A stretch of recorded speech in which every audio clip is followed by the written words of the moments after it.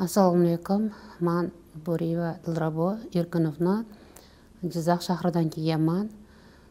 Bu shifoxonaga kelgan vaqtim juda ham og'ir, kuchli og'riq bilan kelgandim. Belimda grija bilan yura olmasdim. Hozir Xudoga shukr, bugun 5-kuni og'riqlarim ancha ketdi. Yurishni boshlayapman. Og'riqlarim ancha kamaygan. Bu shifoxona haqiqatan ham juda ham yaxshi joy ekan. Chunki kelganimda men juda ham og'riq bilan kelgandim. Bundan oldin Jizzax shahrida больницада yotgandim. Grija bo'yicha belimda 2-3 grija bor ekan. Eng kattasi 5/5, qolgani sal kichkinayu. Lekin Jizzaxda 3 marta blokada qilishdi. 7 kun lecheniya oldim, lekin umuman yura olmadim. Kechqurun uyqu yo'q. Uxlay olmayman. Ertalabgacha og'riqdan. Keyin menga bet tavsiya qilishdi. Xo'jayinim sirazi ertasi kuni больницадан chiqib bu yoqqa keldik. Xudoga ming qatla shukr, og'riqlar ancha qoldi. Yuryapman. Bu yerda lecheniyalar ham juda ham yaxshi ekan.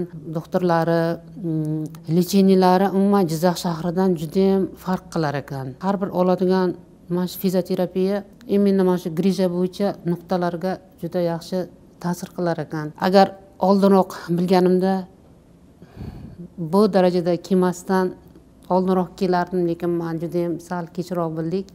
Lekin shunda ham Xudoga shukr, men ancha yaxshiman. Hurmatli yurtdoshlar, sizlarga men mana shu klinikani tavsiya qilaman. Hammalaring kelib, agar belinglarda grija yoki suyak yemirilishi bo'lsa, menga o'xshab nima deydi, yotib qolib, yura olmasdan, qiynalib, oylab, chunki menga oy bo'ldi mana shu qiynalib yurishimga. Shuning uchun oldini olib vaqtliroq kelinglar. Haqiqatan ham juda ham yaxshi joy ekan.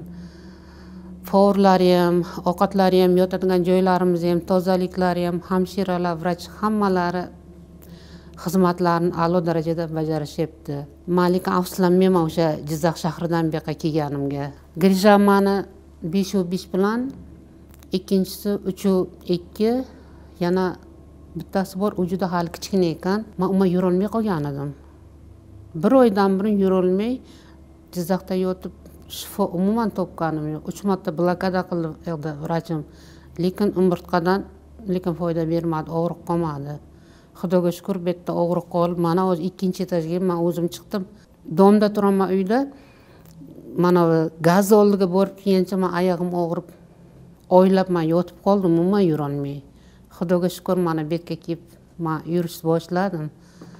Men endi shunaqa nima deydi, majruh bo'lib qolaman deb o'ylagandim, yo'q, lekin unday emas ekan. Menga tavsiya bergan o'sha yonimdagi kasalga rahmat aytaman. Yaxshi ham siz shu menga tavsiya qilgan ekansiz, emasam hali ham yig'lab yuraverardim uyda. Shuning uchun men maslahat qilaman, kelinglar. Vaqt o'tkazdirmanglar. Chunki kasallikni boshida yengish yaxshi ekan. Agar o'tib ketsa, u juda ham qiyin bo'lar ekan. Lekin kelgan ekan, vrach aytdi, operatsiyasiz davolasak bo'ladi dedi.